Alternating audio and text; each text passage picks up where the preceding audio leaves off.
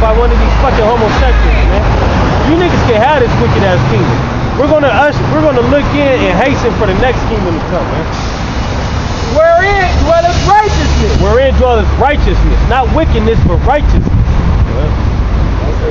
Hey man, I might say, man, that's through the spirit that the brother's bringing this out, man. Cause I was just talking to my supervisor earlier. You know what I mean? He talking about, I don't like, you know what he was saying, good thing you're not a morbid. You know what a morbid is?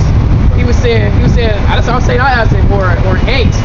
I'm like, what the fuck is that? He's like a violent, depressed person. So I said, why the fuck do you know so much about violent depression and shit? He's like, that's one thing that I hate. Everybody's just like, oh my god, this sucks. Life sucks. And I'm like, well shit, I guess I am a morbid then. Because life fucking sucks. You see what I'm saying? Israel, the one-third, the elect are looking for a new heaven and a new earth, man. Because this earth that we on right now, righteousness does not dwell here, man. And he was saying, like, you might wake up on fire. You know what I mean?